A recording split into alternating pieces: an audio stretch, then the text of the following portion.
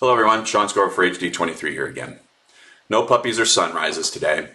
What I'm about to talk about has implications after the election, and come what may, we need to be vigilant about what Mike Nearman is doing, how his response in the middle of a pandemic is him doubling down on a business model to your detriment, and how the type of nothing to see here BS coming from him and his kind is not to be believed unless he is able to present sound evidence to back it up.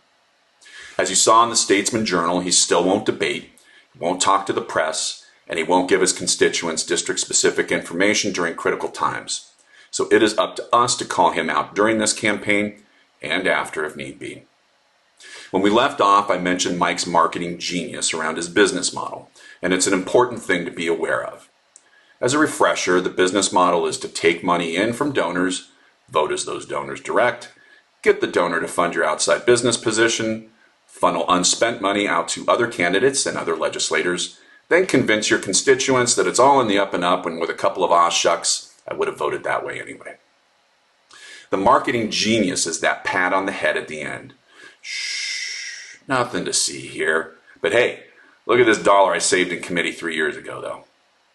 You see, part of Mike's dog and pony show is about touting his skill at financial oversight of projects, the always looking out for the Oregon taxpayer bit, because who would argue against that? Well, the bigger the boast, the more likely it's a bluff, so I looked closer. To hear Mike explain it like he does in his voter's guide statement, the pandemic is much ado about nothing, and we are doing unnecessary harm to our state's economy with our approach to the pandemic, pretty much keeping with his fiscal oversight marketing shtick. To explore whether he might be right, though, I compared Oklahoma's projected COVID-related budget shortfall and caseload to Oregon's. Oklahoma was a choice because it's pretty much the closest match nationwide in terms of population and gross domestic product, but basically the opposite of Oregon in terms of its pandemic response. In other words, Oklahoma is the equivalent of a landlocked Florida when it comes to a poor pandemic response, and right in line with what Mike purports to want. Most states are on track to suffer a decrease in tax revenue because, of course, GDP has decreased in the pandemic, and GDP is tied to tax revenue. But as I compared Oklahoma's anticipated budget shortfall to Oregon's, Oklahoma's is a full 31% worse. And again, that's despite the similarities in GDP and population size. Think about that for a second.